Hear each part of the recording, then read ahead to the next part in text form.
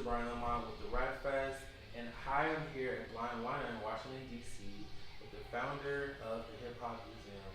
And so we're here to ask a few questions about the experience, like how it was founded, and a little bit about what you can gain from just coming into the facility. So first, how did the Hip Hop Museum start?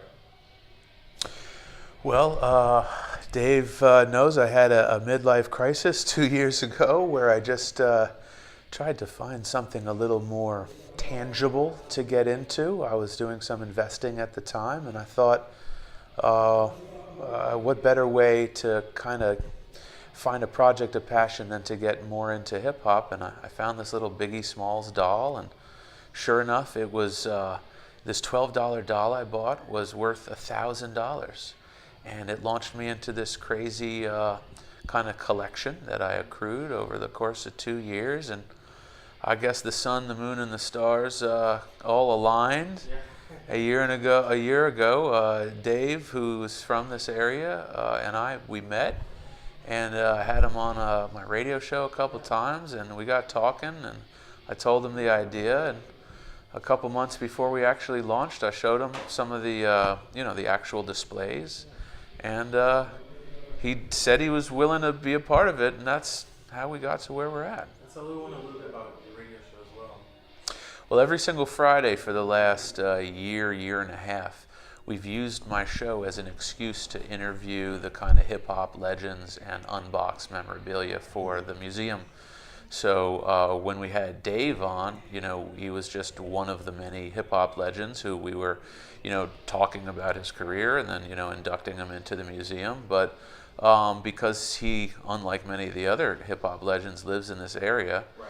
he and I kind of stayed in contact, and I'll never forget, we went to this brand Nubian and Black Sheep show, and we were just kind of talking and whatnot, and that was, I remember, I think the first time, he and I ever connected on like a hip-hop event outside of the studio, and then we just kind of started chatting about things after that. And Dave, tell everyone if they don't know about what you did, and what did you start the platform with Source?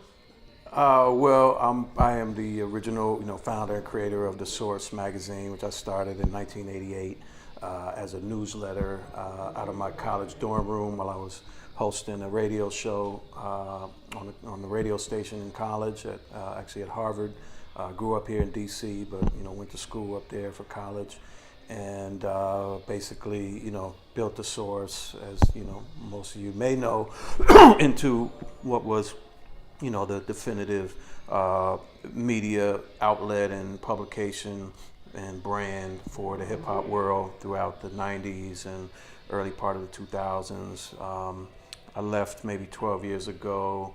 I started Hip Hop Weekly, ran that for a number of years, and then a few years ago decided to take some time off and regroup, came back home to DC, and I'm in the process of launching Dave Mays Media. It's a new umbrella company for the ventures, of which this will be one now. And it's something that is sorely needed. Hip hop has been around almost 45 years now, and it has impacted our world and our society in just innumerable ways that many people aren't even aware of, but yet it doesn't get the kind of recognition and respect it deserves still, to this day. And that was really one of the things I was, inspired me when I started the Source 30 years ago. So in some ways it's a statement why it still, doesn't get that respect. But something like this can go a long way to uplifting it. It's giving people an appreciation for its history, understanding it as a culture more so than just a music form that people like to dance to or whatever. And I'm excited about this as a first step and where we can go with it. Yeah, so there's a lot of legends that came out of DC, and a lot of people are coming to DC. So what vision do you all see for the city so far moving forward? Like, what's the vision? Well, I mean, DC is an integral part of where we decided to start this not just because it's such a museum city, but because the demographic and the population of folks that live in and around Washington, D.C. are the exact type of people that love and appreciate hip-hop. And so the history and the chronology that we've kind of set up to pay tribute to the music and the culture is something that all ages would love and appreciate, but to be really honest, it's folks of a certain age who really understand its relevance and why it's so important that we commemorate it and make sure that people realize it's a unique, original American art form that we need to kind of enshrine the same way we've done with jazz.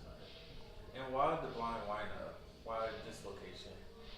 Why not? I know it's creative. Well, When I yeah. first was here, I was like, ooh, this looks really unique. It's like in the cut, away from everything. You know, shout out to Ian and Steve at Blind Wino who saw my vision a year ago and said that I was crazy, but not too crazy, right? So we're in an 18th century church that's been desanctified and painted fluorescent graffiti colors. If on paper in Washington D.C. I couldn't think of a better spot, that makes sense with what we're trying to do. It's really unique, and hopefully, the grand opening is only just the first example of some of the events and programming that we bring to this space. You had a lot of.